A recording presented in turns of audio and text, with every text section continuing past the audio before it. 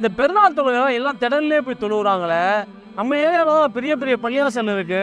அதான் அல்லாவுக்கு பள்ளியாசல் தான் பிடிச்ச இடங்கிறாங்க. பள்ளியாசலை தொழுவாமா ஏன் எல்லாம் வந்து திடலுக்கே போகிறாங்க? ஆமாம் ராஜாக்கு, நம்ம எங்கே சொன்னால் கேட்குறாங்க. அழகாக பள்ளிவாசலில் ஃபேனை போட்டு ஏசியை போட்டு ஜம்முன்னு தொழுவோம். இவங்க என்ன செய்கிறாங்க, வேகாத வெளியில போய் வர தொழுவணுமா? அதானே அக்கீம்பாய் சொல்கிறதும் கரெக்டு தானே.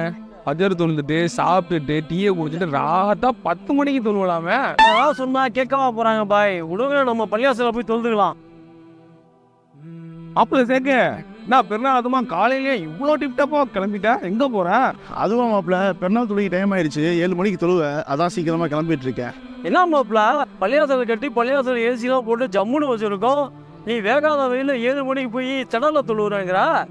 இரு, டிவியே சாப்பிட்டு பொறுமையாக ஒரு 9 மணிக்கு போவோம் பள்ளியாசலுக்கு.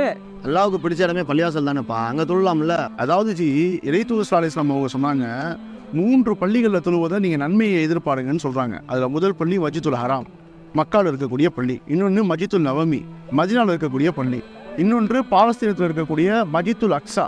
இந்த 3 பள்ளிகளில் நீங்கள் தொழுவதை அதிகமாக நன்மையை நீங்கள் எதிர்பாருங்கன்னு ரசூலுல்லாஹ் சொல்கிறாங்க. அப்படிப்பட்ட ரசூலுல்லாஹ்வே 2 பெருநாள்களுக்கும் பள்ளிகளை விட்டு திரளில் தான் ரசூலுல்லாஹ் போய் தொழுதுருக்காங்க. இன்னுமே மாதவிடாயில் இருக்கக்கூடிய பெண்களையும் நீங்கள் திரளுக்கு வாங்க, நீங்கள் தொழ வேணாம், வந்து அமருங்க, அமர்ந்து துவாலாச்சி கலந்துக்கோங்கன்னு சொல்லிட்டு இறைத்தூதர் ஸல்லல்லாஹு சொல்கிறாங்க.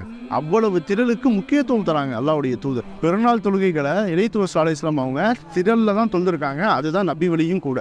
மாப்பிள்ள, நீங்கள் சொன்னதெல்லாம் கரெக்டாக தான் மாப்பிள்ள. கொஞ்சம் லேட்டாக வச்சுருந்தா வச்சுங்க, நாங்களும் குளிச்சு ட்ரெஸ்ஸாக மாற்றிட்டு வந்துருப்போம். அதாவது இர்ஃபானு, இறைத்தூதர் ஸல்லல்லாஹு அலைஹி வஸல்லம் அவங்க 2 பெருநாள்களுக்கும் முதல் காரியமாக முஸல்லா என்கின்ற திரளுக்கு சென்று தொழுகையை நிறைவேற்றுவதாகத்தான் இருந்தாங்க. அதனால தான் நம்ம என்ன செய்கிறோம், வெள்ளனமோ தொழுகையை வைக்கிறோம்.